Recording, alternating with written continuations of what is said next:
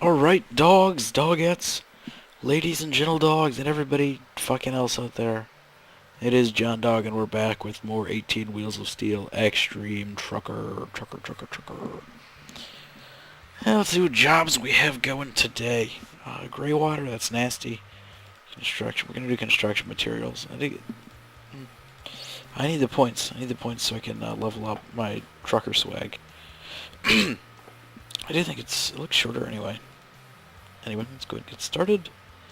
I'm just going to be driving up that road. Okay. We can do this. No problemo.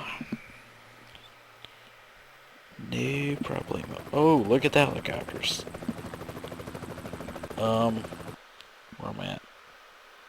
Okay, I need to get on the road. And turn right. Turn on the flashy lights, turn on my high beams to piss people off.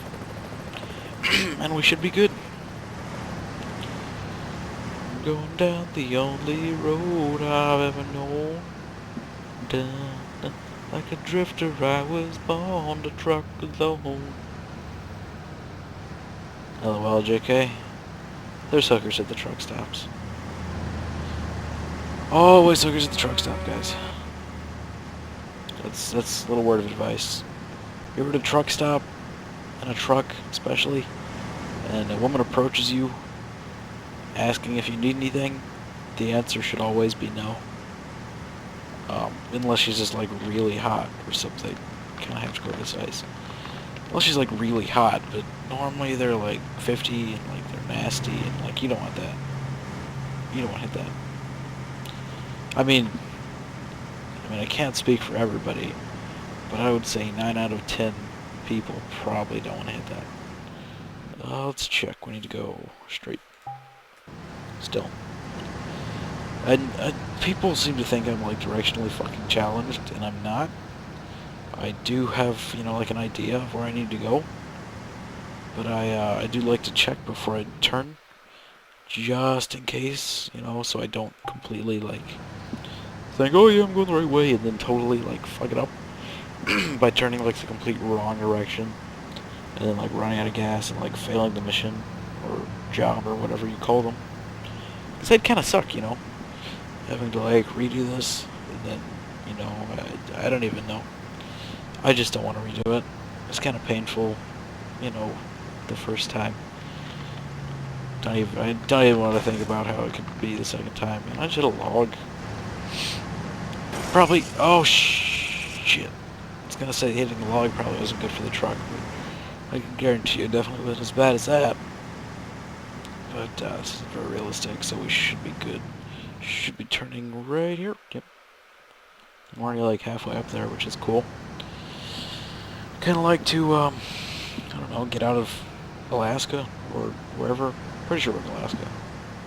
Doing some like ice road trucking. Chugga. Oh, that's not a good hole. I don't want to hit that. Because I don't want to die. Or get wet. Because I'm a cat. Actually, I'm not a cat, I'm a dog. I like to swim, but not in that cold ass fucking water, I don't.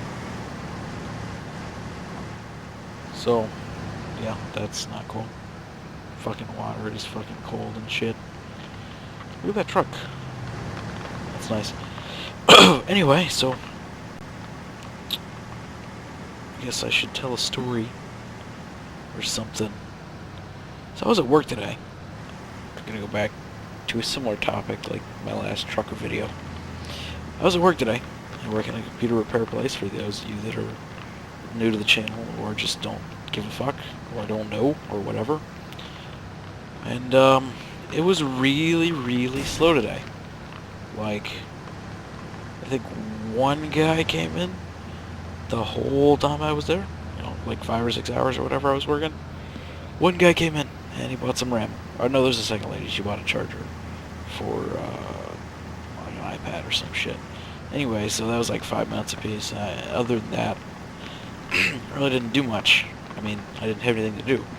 So I kind of sat up front and I watched Pawn Stars. And I watched a lot of Pawn Stars. I think it was on for like 3 hours straight. I just sat there and watched it. It's not my favorite show in the world, but if I can get paid and sit there and watch Pawn Stars, I am one happy son of a bitch. Anyway, the point here is, after watching about 3 hours of Pawn Stars... Oh, shit. Close enough. After watching about 3 hours of Pawn Stars, I realized that those guys make a shit ton of money, like, off the markup. I mean, a lot of places do. I kind of talked on this, or touched on this in my last talkie talk, in my last commentary playing this game. But electronics, there's, sometimes like a 80% markup, or if not more. But, like, which one of these should we do? Guess we're gonna do the nasty human waste one, because I need the points. Might as well. Shit. Anyway, somebody can go into that pawn shop on Pawn Stars, in Las Vegas, wherever they're at, which, it is Las Vegas, but you go in there and they say, alright, your item, or your items, your collection, whatever the hell it is, I'm going to turn the volume down a little bit, is worth 5,000 retail, okay? Which is, is whatever, just, it's an example. It's like worth 5,000 retail-wise. I need to turn around. Or left. Anyway, they'll be like, yeah, this is worth 5,000 retail, we'll give you 1,500. And the person will be like, well, I want 4,500. And then they end up meeting somewhere maybe like around 2,500. Which isn't too bad, but you gotta think, those Pawn Stars people, Rick Harrison is the one guy, Rick Harrison, son, his father, whatever. That's not important. Anyway, their markup is gonna be 2,500. Somebody's gonna come in, and they're gonna, Jew them down to, like, what, 4,500 maybe? So they still end up making 2,000 off whatever this item may be. Or maybe they'll sell it online, and they won't get knocked down. They'll make 2,500. Now, they do that on a lot of stuff, because it's, a large pawn shop in Las Vegas. It's bound to happen.